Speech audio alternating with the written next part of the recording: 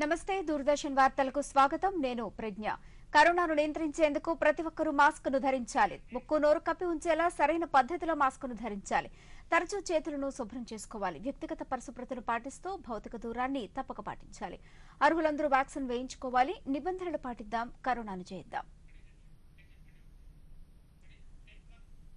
వార్తల్లో ముందుగా ముఖ్యాంశాలు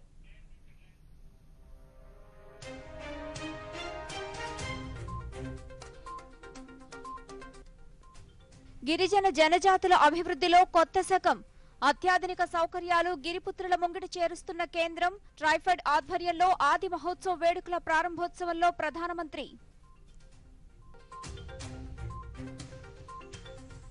త్రిపుర అసెంబ్లీ ఎన్నికలకు ప్రశాంతంగా పోలింగ్ మొత్తం 60 స్థానాలలో 28 లక్షల మంది ఓటర్లు సాయంత్రం 4 గంటల వరకు పోలింగ్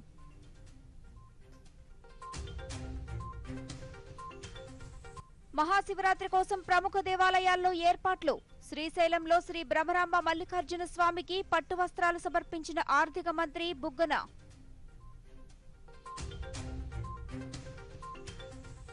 టీ20 మహిళా ప్రపంచ కప్ టోర్నమెంట్ లో దూసుకుపోతున్న భారత జట్టు గ్రూప్ 2 మ్యాచ్ లో వెస్టిండీస్ పై 6 వికెట్ల తేడాతో ఘన విజయం ప్లేయర్ ఆఫ్ ద మ్యాచ్ గా దీప్తి శర్మ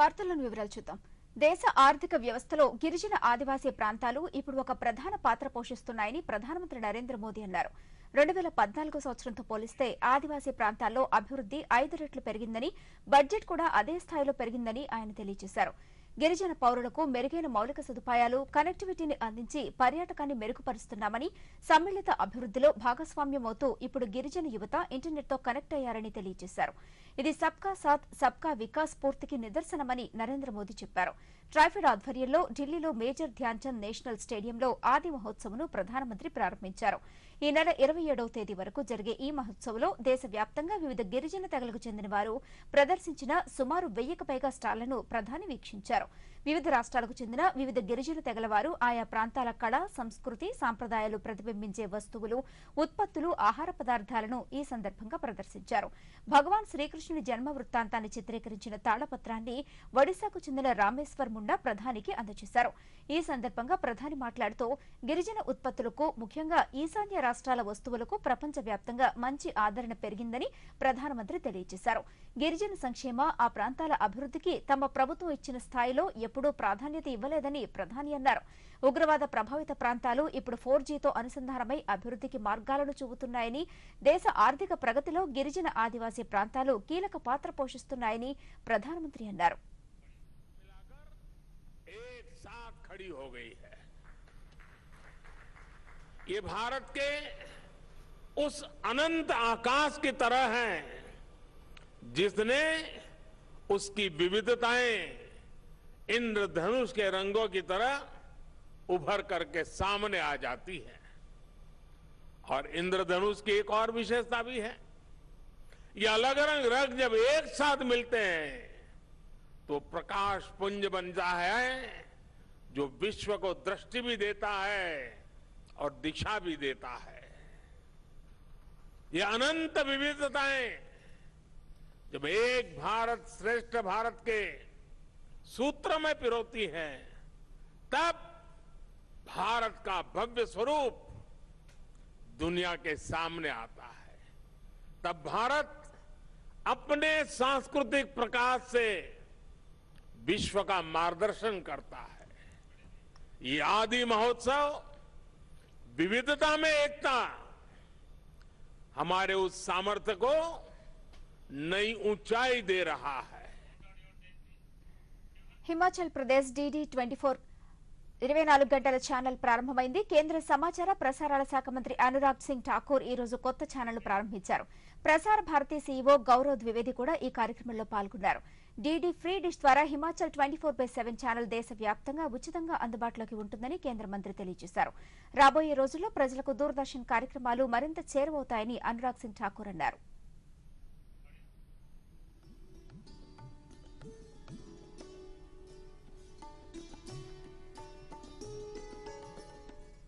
नरेंद्र मोदी जी के आशीर्वाद से अब हिमाचल प्रदेश को अपना 24 घंटे का चैनल डीडी हिमाचल समर्पित कर दिया गया है। और ये केवल हिमाचल ही तक नहीं देखा जाएगा। हमने इसको डीटीएच प्लेटफॉर्म पर कहा है कि डीडी फ्री डिश पर देश के कोने कोने में किसी भी राज्य में बैठा कोई हिमाचली या गैर हिमाचली भी इसको देख सकेगा। ये भी सुविधा इसके लिए दे दी गई है ताकि वो भी देख सकें। इसके माध्यम से हमारे यहाँ की कला, संस्कृति, साहित्य देश और दुनिया तक पहुंचाने का अवसर मिल पाएगा। आकाशवाणी ने, दूरदर्शन ने कोविड के टाइम पे शानदार काम किया। मैं आप सभी को, अपने अधिकारी कर्मचारियों को बहुत बहुत बधाई देता हूं कि महामारी के समय जागरूकता फैलाने का काम आपने बहुत किया है। कोविड के टाइम पे हमने पहली से 12वीं कक्षा के लिए अलग अलग टीवी चैनल कर दिए और वर्तमान में दूरदर्शन के अपने 36 चैनल चलते हैं और ऑल इंडिया रेडियो 500 से अधिक प्रसारण केंद्रों को चलाता है। हमने युवाओं को ऑल इंडिया रेडियो का प्लेटफॉर्म दिया। आजादी के 75वें वर्ष में AIR नेक्स्ट करके हमने प्रोग्राम शुरू किया। यहां पर युवा एक एक घंटे रेडियो जॉकी बनते हैं और वो आजादी के जो स्वतंत्रता सेनानी हैं उनके जीवन के साथ जुड़ी हुई, या आजादी के बाद किसी ने बहुत बड़ा काम किया उनके जीवन के साथ जुड़ी हुई बातों को रेडियो पर बताते हैं ताकि स्थानीय क्षेत्र के लोग और जान सकें उनकी उपलब्धियों को लेकर। దౌత్య అధికారిక పాస్పోర్టులను కలిగి ఉన్న వారికి వీసా మినహాయింపుపై భారత్, ఫిజీ దేశాలు అవగాహన ఒప్పందంపై సంతకం చేశాయి.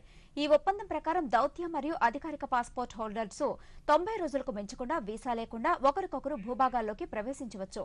ఫిజీ ప్రధానమంత్రి సితివేణి రబుక, విదేశాంగ మంత్రి డాక్టర్ ఎస్ జయశంకర్ సమక్షంలో MOU మార్పిడి జరిగింది. ఫిజీ దేశాధ్యక్షుడు రాతు విలియం మైతువిలీలితో డాక్టర్ జయశంకర్ భేటీ అయ్యి ద్వైపాక్షిక అంశాలు చర్చించారు.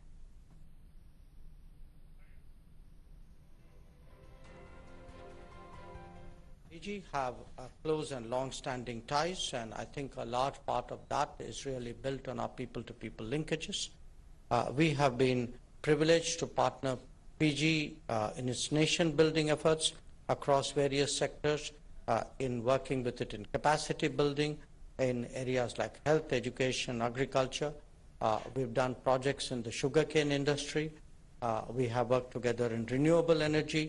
We discussed regional and global issues of shared interest. We agreed to work more closely towards strengthening our multilateral cooperation, working strongly in international organizations. We particularly focused on the Pacific region because, again, India sees Fiji as a very important partner in the Indo-Pacific. We are very confident of our long-standing relations between our two countries. I am very assured after discussions with the Prime Minister that this relationship will scale greater heights, that it would deliver to the mutual benefit of our peoples, and that our expectations of this relationship would be fully realized. వార్తలు ఇప్పుడు ఒక స్వల్ప విరామం.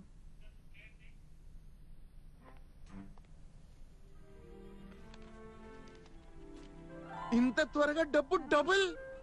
ఓ, డబ్బు పెడతారా? అయితే అనుభవిస్తారు.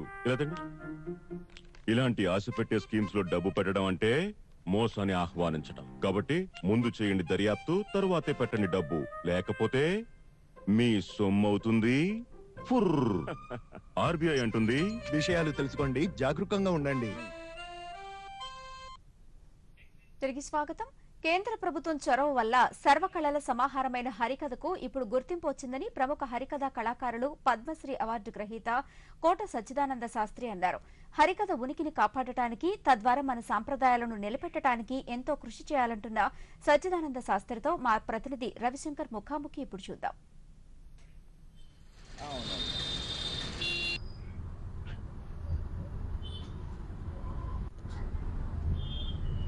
దాదాపు 20,000కు పైగా హరికథలు చెప్పి హరికథ సామ్రాజ్యంలో తనకంటూ ప్రత్యేక స్థానాన్ని ఏర్పాటు చేసుకున్న కోట సచ్చిదానంద శాస్త్రి గారికి ఈ రోజు మనం ఉన్నాము. కేంద్ర ప్రభుత్వం కళల పట్ల ప్రత్యేకమైన శ్రద్ధ కనిపిస్తూ ఇట్లా హరికథలోనే మొట్టమొదటిసారిగా కోట సచ్చిదానంద శాస్త్రి గారికి పద్మశ్రీ పురస్కారాన్ని అందించిన సందర్భంగా ఒక్కసారి ఆయన పలుకులిద్దాం. నమస్తే, చెప్పండి, ఈ పరిస్థితుల్లో సమాజానికి హరికథ యొక్క అవసరం ఎంత ఉంది అని చెప్పి అందరూ అనుకుంటూ ఉంటారు. దానికి మనం చేయగలిగిన కృషి ఏంటి? హరికథ అభివృద్ధికి హరికథ వినియోగాలు బహుళంగా ఉండడానికి హరికథ ఉనికికి చాలా చేయవలసి ఉంది. సర్వకళల సమాహారమైన హరికథకి ఏళ్ళకి ఇప్పుడు కించిత్ అంటే కొద్దిగా గుర్తింపు వచ్చింది. ప్రతి సమాజంలో కొత్తగా హరికథలు నేర్చుకోవాలి అనుకునే వాళ్ళకి ఏ విధమైన అవకాశాలు కూడా కనిపించట్లేదు. కొత్తగా కథలు నేర్చుకోవాల్సిన వాళ్ళకి ఏ రకమైన ప్రోత్సాహం లేదు. మిగతా కళలకి ఉన్న ప్రోత్సాహం, గొప్పదనం, అనుభవం ఈ హరికథ అనే కళకి శతాంశం కూడా లేదు. మేధావులు సలహా తీసుకొని భారతీయతను కాపాడాలని కోరుతున్నా. దాదాపు 100 సంవత్సరాల తర్వాత వచ్చినటువంటి ఈ పద్మశ్రీ బిరుదుకి మీరు ఎలాగైతే ప్రాముఖ్యత ఇచ్చి సన్నాహం చేస్తున్నారో దీన్ని ఇంకా బాగా చెయ్యాలి అని చెప్పేసి నా ఉద్దేశం. ఒకప్పుడు పెళ్లి, చావు, పండుగ దేంట్లో అయినా సరే హరికథ అనేది ఎంతో ప్రాశస్యంగా ఉంటుంది. ప్రతి దాంట్లో కూడా తనకంటూ ఒక చోటు సంపాదించుకుంది. అట్లాంటి హరికథకి ఈ రోజు సమాజంలో ఆదరణ ఎంతో కరువైందని, దాని అభివృద్ధికి ప్రతి ఒక్కరు కూడా కృషి చేయాలని అంటున్నారు కోటా సచిదానంద శాస్త్రి గారు. రవిశంకర్, దూరదర్శన్ న్యూస్, గుంటూరు.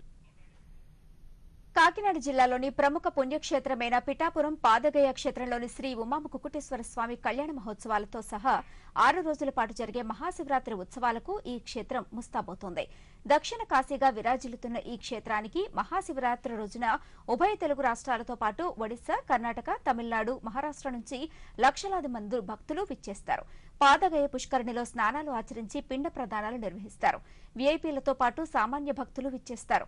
ఈ కార్యక్రమంలో విద్యుత్ దీపాలంకరణ, క్యూలైన్ల ఏర్పాటు, స్నానాల గదులు, త్రాగునీటి సదుపాయం, భక్తులకు భద్రత కల్పించేందుకు పోలీసు సిబ్బందిని ఇప్పటికే సిద్దం చేశారు. మహాశివరాత్రి ఉత్సవాల సందర్భంగా భక్తులకు ఎటువంటి అసౌకర్యం లేకుండా నిర్వహించేందుకు అన్ని శాఖల సమన్వయంతో పక్కాగా ఏర్పాట్లు చేపట్టినట్లు కాకినాడ ఆర్డీఓ బి వెంకటరమణ దూరదర్శన్కు ఇచ్చిన ప్రత్యేక ఇంటర్వ్యూలో తెలియజేశారు. భక్తులకు ఎటువంటి అసౌకర్యం లేకుండా వారు వచ్చేటటువంటి స్నానం కానివ్వండి, లేదా దర్శనం కానివ్వండి, లేదా పూజలకు కానివ్వండి, ఎవరికి వారుగా వేరువేరు మార్గాల ద్వారా వచ్చేటట్టు ఏర్పాటు చేయడం జరిగింది. క్రౌడ్ మేనేజ్మెంట్ పక్కాగా జరిగేటట్టు ఏర్పాటు చేయండి. ఎన్జిఓ సహకారంతో భక్తులకి సకాలంలో వాటర్ కానివ్వండి, లేదా ఉచిత భోజనం కానివ్వండి, లేదా ఇతర సౌకర్యాలు కలిగించడం. అలాగే టాయిలెట్ ఫెసిలిటీ కూడా ఎటువంటి ఇబ్బంది లేకుండా అందరికీ ఏర్పాటు చేయడం అయింది. స్నానఘట్టాల దగ్గర డ్రెస్ చేంజ్ కోసం ప్రత్యేక ఏర్పాటు చేయడం. భద్రత పోలీసు శాఖతో కోఆర్డినేట్ చేసుకుని కావాల్సిన బందోబస్తు ఏర్పాటు చేయడం జరిగింది. వారికి అదనంగా ప్రైవేట్ సెక్యూరిటీని కూడా ఏర్పాటు చేయడం. ఆపరేషన్ స్వేచ్ఛ ద్వారా చిత్తూరు, తిరుపతి, కడప జిల్లాలో 94 మంది బాల కార్మికులకు విముక్తి కల్పించామని చిత్తూరు జిల్లా senior civil judge doctor I Karun Kumar తెలియజేశారు. చిత్తూరు కోర్టు భవన సముదాయంలో ఈ రోజు నిర్వహించిన విలేకరుల సమావేశంలో senior civil judge Karun Kumar మాట్లాడుతూ వారం రోజుల పాటు రెవెన్యూ, పోలీస్, న్యాయ వ్యవస్థ ద్వారా 3 జిల్లాల్లో తనిఖీలు నిర్వహించి సత్ఫలితాలు సాధించామన్నారు. మొత్తం 83 మంది బాలురు, 11 మంది బాలికలను గుర్తించి నిర్బంధ బాల కార్మిక వ్యవస్థ నుంచి విముక్తిని కల్పించామని చెప్పారు. బాల కార్మిక వ్యవస్థను ప్రోత్సహించడం చట్టరీత్యా నేరమని, అలాంటి వారిపై చర్యల్ని తీసుకుంటామన్నారు.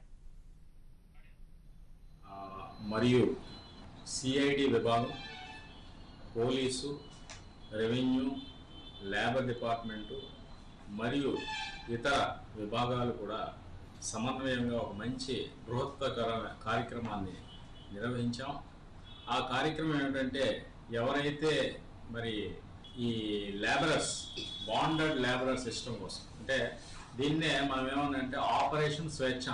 ఈ ఆపరేషన్ స్వేచ్ఛ దేనికంటే, ఎక్కడైతే నిర్బంధించబడి మన లేబర్స్ ఉండిపోతారో వాళ్ళందరికీ కూడా స్వేచ్ఛా వాయువులు నింపడానికి ఈ యొక్క మంచి కార్యక్రమాన్ని మేము నిర్వహించాం. 9/2/2023 నుంచి 15/2/2023 వరకు నిర్వహించిన ఈ కార్యక్రమంలో ఈ కార్యక్రమం మంచి సత్ఫలితాలను ఇచ్చిందని మీ అందరికీ తెలియజేయడానికి నేను గర్వంగా మరి ఫీల్ అవుతున్నాను. అన్ని రాష్ట్రాల అభివృద్ధికి కేంద్రం కట్టుబడి ఉందని బీజేపీ రాష్ట్ర కార్యదర్శి చంద్రప్ప అన్నారు. తిరుపతి జిల్లా శ్రీకాళహస్తిలోని బీజేపీ కార్యాలయంలో దూరదర్శన్తో ఆయన మాట్లాడుతూ విభజన హామీల నేపథ్యంలో ఆంధ్రప్రదేశ్కు అవసరమైన నిధులు కేటాయించిన ఘనత ప్రధానమంత్రి నరేంద్ర మోదీకే దక్కుతుందన్నారు. భారతీయ జనతా పార్టీపై వైసీపీ ఎంపీలు చేస్తున్న విమర్శలను చంద్రప్ప ఖండించారు.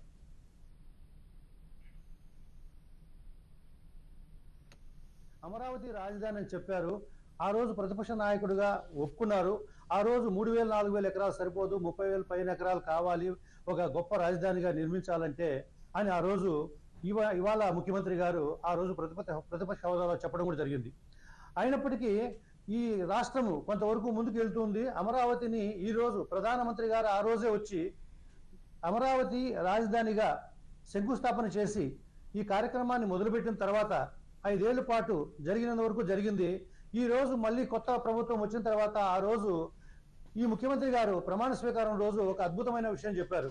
ఏంటంటే రాబోయే 6 నెలల్లో నేను ముఖ్యమంత్రిగా ప్రమాణ స్వీకారం చేసిన 6 నెలల్లో ప్రజలందరూ ఆంధ్రప్రదేశ్ రాష్ట్ర ప్రజలందరూ మెచ్చుకునే ముఖ్యమంత్రి లాగా ఉంటానన్నారు. దాదాపుగా 3.5 సంవత్సరం పైన జరిగినప్పటికీ కూడా ఈ రోజుకి అమరావతి రాజధానికి కనీసము అభివృద్ధి జరగలేదు. కానీ అనుకున్న అభివృద్ధి జరగకుండా పోగా అది నిర్వీర్యం అయిపోతుంది. ఏదైతే అభివృద్ధి చేస్తామంటారో అదే విజయవాడని మీరు అమరావతిని అభివృద్ధి చేస్తూ పక్కన కర్నూలు ఎంత అభివృద్ధి చేశారు, విశాఖపట్నం ఎంత అభివృద్ధి చేస్తున్నారు, మిగతా జిల్లాలంతా కూడా ఎంత అభివృద్ధి చేస్తున్నారు. అభివృద్ధి చేస్తే అందరూ కూడా ఇష్టపడతారు, అందరూ కూడా ఆమోదిస్తారు, అందరూ హర్షిస్తారు. కానీ ఈ రోజు ఆ విధంగా ఏం జరిగింది? 3.5 సంవత్సరం నుంచి ఇప్పటి వరకు ఏమి అభివృద్ధి జరిగింది అని భారతీయ జనతా పార్టీ ప్రజల పక్షాన నుంచి అడుగుతుంది. దేశంలో సహకార ఉద్యమాన్ని మరింత బలోపేతం చేయడానికి అగ్రికల్చరల్ క్రెడిట్ సొసైటీలను చివరి గ్రామస్థాయి వరకు విస్తరింపచేసేందుకు కేంద్ర మంత్రివర్గం ఆమోదించింది. న్యూఢిల్లీలోని కేబినెట్ సమావేశం జరిగింది. 2 లక్షల బహుళ ప్రయోజనాల ప్రాథమిక వ్యవసాయ పరపతి సొసైటీ, డైరీ కోఆపరేటివ్లు, మత్స్య సహకార సంఘాలను అన్ని పంచాయతీల్లోనూ ఏర్పాటు చేసేందుకు మంత్రిమండలి అంగీకరించింది. రానున్న 5 ఏళ్ల కాలంలో ఈ సమాఖ్యలను అందుబాటులోకి తీసుకురావడంతో పాటు గ్రామీణ ప్రాంతాల్లో ఉపాధి అవకాశాలను కల్పించడంలో ఈ నిర్ణయం దోహదపడుతుందని కేంద్ర సమాచార ప్రసార శాఖ మంత్రి అనురాగ్ సింగ్ ఠాకూర్ వివరించారు. అలాగే అభ్యుదయ గ్రామాల కార్యక్రమం వైబ్రెంట్ విలేజెస్ ప్రోగ్రామ్స్ అమలుకు మంత్రిమండలి నిర్ణయించిందని తెలిపారు. ఇందుకోసం 4,800 కోట్ల రూపాయలు కేటాయించనున్నట్లు చెప్పారు. ఈ నిధులను 2026 ఆర్థిక సంవత్సరం బడ్జెట్ వరకు దఫాదఫాలుగా కేటాయించనున్నట్లు ఆయన తెలియజేశారు. ఉత్తర భూ సరిహద్దులోని హిమాచల్ ప్రదేశ్, ఉత్తరాఖండ్, సిక్కిం, అరుణాచల్ ప్రదేశ్ రాష్ట్రాలతో పాటు లడఖ్ కేంద్రపాలిత ప్రాంతాల్లో మౌలిక సదుపాయాల అభివృద్ధి, జీవనోపాధి అవకాశాలకు వైబ్రెంట్ విలేజెస్ ప్రోగ్రామ్స్ అమలు చేయనున్నట్లు అనురాగ్ సింగ్ ఠాకూర్ తెలియజేశారు. और फिर कोऑपरेटिव्स को जेम पोर्टल के साथ जोड़ना, एक प्लेटफॉर्म ऑनबोर्ड करके उसको देना ताकि इस क्षेत्र को उसका लाभ मिल सके। और यही नहीं, किसानों को एक सिंगल ब्रांड के अंतर्गत सर्टिफाइड बीज उपलब्ध करवाने की बात हो या फिर उनके द्वारा उत्पादित ऑर्गेनिक प्रोडक्ट्स की मार्केटिंग हो। 2 लाख ऐसी अनकवर्ड पंचायतों को सैचुरेशन बेसिस पर नई पैक्स का स्थापित करने का निर्णय लिया गया है। अगले 5 वर्षों में इसको पूरा किया जाएगा। डेयरी कोऑपरेटिव्स और फिशरीज कोऑपरेटिव्स की स्थापना किए जाने का लक्ष्य भी इसके साथ रखा गया है। और वर्तमान में जो कोऑपरेटिव्स हैं उनको मजबूत करके सभी कोऑपरेटिव्स को जिला और राज्य स्तर पर फेडरेशन से जोड़ना है। कोऑपरेटिव्स डेयरी और फिशरीज की विभिन्न योजनाओं का लाभ उठा सकें, इसके लिए होल ऑफ गवर्नमेंट अप्रोच के अंतर्गत इन योजनाओं का कन्वर्जेंस सुनिश्चित किया जाएगा। और इसमें अगर मैं कहूं तो डिपार्टमेंट ऑफ एनिमल हस्बेंड्री और फिशरीज में ही national programme for dairy development आता है और दूसरा dairy processing and infrastructure development fund, इन योजनाओं को भी उसमें जोड़ा जाए। नरेंद्र मोदी जी के नेतृत्व में लगातार गांव के विकास के लिए कोई ना कोई कदम उठाए गए। इस बार की जो आज निर्णय किया गया है वो वाइब्रेंट विलेज प्रोग्राम। तो वाइब्रेंट विलेजेस प्रोग्राम सन फाइनेंशियल ईयर 2022-23 से लेकर 25-26 तक इसको लागू किया जाएगा। इसके लिए వార్తల్లో ఇప్పుడు ఒక విరామం. మీ కిసాన్ క్రెడిట్ కార్డుతో పొలానికి సంబంధించిన అవసరమైన పెట్టుబడులు, ఖర్చులు, క్యాష్ లావాదేవీలు లేకుండా మీరు రోజు బ్యాంకుకు వెళ్లకుండా కార్డు ద్వారా గానీ ఫోన్ ద్వారా గానీ చేసుకోవచ్చు. మీ లావాదేవీల సమయంలో మీ పిన్, ఓటీపీ, సివివి వివరాలు ఎవరికీ తెలియజేయకండి. సురక్షిత బ్యాంక్ డిజిటల్ లావాదేవీలు చేయండి. జారీ చేయవారు నాబార్డు ప్రాంతీయ కార్యాలయం, ఆంధ్రప్రదేశ్. తిరిగి స్వాగతం. ఈశాన్య రాష్ట్రం త్రిపురలో మొత్తం 60 శాసనసభ నియోజకవర్గాలకు గాను ఈ ఉదయం పోలింగ్ ప్రారంభమైంది. ఈ ఉదయం 11 గంటలకు 32% పైగా పోలింగ్ నమోదైంది. ప్రశాంతంగా ఓటర్లు తమ ఓటు హక్కును వినియోగించుకుంటున్నారు. సాయంత్రం 4 గంటల వరకు ఈ పోలింగ్ కొనసాగుతుంది. పోలింగ్ నిర్వహణకు మొత్తం 3,337 పోలింగ్ కేంద్రాలను ఏర్పాటు చేశారు. వెబ్కాస్టింగ్ ద్వారా పోలింగ్ ప్రక్రియను అధికారులు పర్యవేక్షిస్తున్నారు. మొత్తం 28,14,584 మంది ఓటర్లు తమ ఓటు హక్కును వినియోగించుకోనున్నారు. పోలింగ్ ప్రశాంతంగా నిర్వహించేలా అధికారులు అన్ని ఏర్పాట్లు చేశారు. పోలింగ్ బూత్ల వద్ద కేంద్ర సాయుధ పోలీసు బలగాలను మోహరించింది.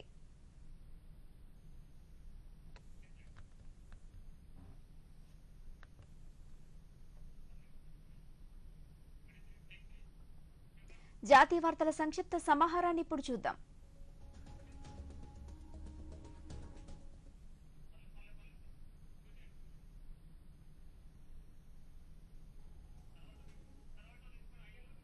ఆదాయపు పన్ను శాఖ కొత్తగా ప్రకటించిన ఐటీఆర్ ఫార్మ్స్ ఏప్రిల్ 1వ తేదీ నుంచి అందుబాటులోకి వస్తాయి. ఐటీ చెల్లింపుదారులు ఆర్థిక సంవత్సరం ప్రారంభమైన నాటి నుంచి 2022-23 సంవత్సరానికి రిటర్న్స్ ను దాఖలు చేయడానికి ఇది వీలు కల్పిస్తుంది. పారాచూట్ల అవసరం లేకుండానే పక్షిలా ఎగురుతూ లక్ష్యాలను చేరేందుకు బెంగళూరుకు చెందిన అబ్సల్యూట్ కంపోజిట్ ప్రైవేట్ లిమిటెడ్ ఏసీపీఎల్ అనే స్టార్టప్ సైనిక దుస్తులను తయారు చేసింది. అవి ప్రస్తుతం బెంగళూరులో నిర్వహిస్తున్న ఏరో ఇండియా ప్రదర్శనలో దేశ, విదేశీ సైనిక సంస్థలను విశేషంగా ఆకట్టుకుంటున్నాయి. భారత టెన్నిస్ స్టార్ సానియా మీర్జా మరో కొత్త పాత్రలో కనిపించనుంది. మహిళల ప్రీమియర్ లీగ్ WPL ఆరంభ సీజన్ కోసం రాయల్ ఛాలెంజర్స్ బెంగళూరు జట్టుకు ఆమె మార్గనిర్దేశకురాలుగా ఎంపికైంది. మెంటార్గా ఆర్సీబీ మహిళల జట్టుతో చేరబోతూ ఉండటం సంతోషంగా ఉందని సానియా పేర్కొంది. లాకర్లు ఉన్న వినియోగదారులు బ్యాంకుతో కొత్త అగ్రిమెంట్ చేసుకోవాలని, ఇందుకు ₹200 స్టాంపు పత్రాలపై నోటరీ చేయించి బ్యాంకులో ఇవ్వాలని ఆర్బీఐ స్పష్టం చేసింది. నిజానికి కొత్త ఒప్పందాల గడువు జనవరి 1తోనే ముగిసింది. చాలా మంది ఇంకా ఒప్పందాలు చేసుకోకపోవడంతో గడువును డిసెంబర్ 31 వరకు ఆర్బీఐ పొడిగించింది. ఐసీసీ టెస్ట్ ర్యాంకింగ్స్ లో ఆస్ట్రేలియాను దాటి అగ్రస్థానానికి చేరింది. భారత్ అన్ని ఫార్మాట్లలో నెంబర్ 1 ర్యాంక్ సాధించిన జట్టుగా అవతరించింది. 3 ఫార్మాట్లలో ఒకేసారి భారత్ టాప్ ర్యాంక్ సాధించడం ఇదే తొలిసారి. టీ20లు, వన్డేల్లో భారత్ ఇప్పటికే అగ్రస్థానంలో ఉంది.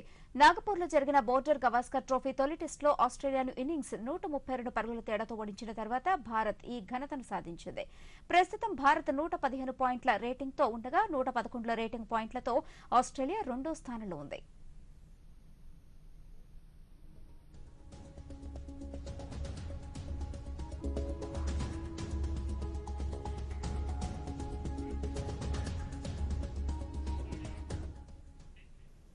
టీ20 ప్రపంచ కప్ లో భారత జోరు కొనసాగుతోంది. బుధవారం గ్రూప్ 2 మ్యాచ్ లో వెస్టిండీస్ ను 6 వికెట్ల తేడాతో ఓడించింది.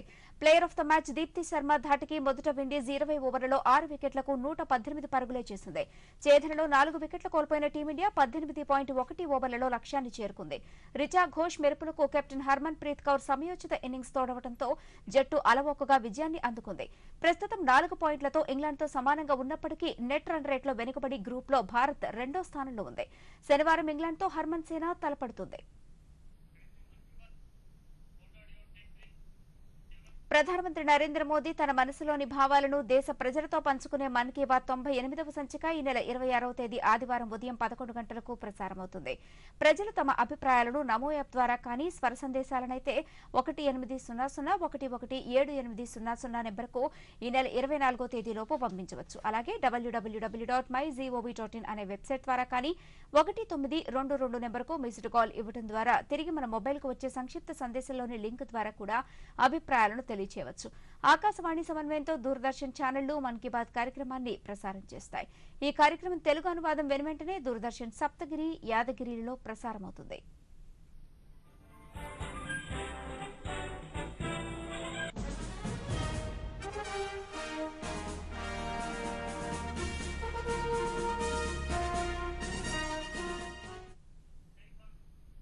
ఈ వార్తలు ఇంతటితో సమాప్తం. నమస్కారం.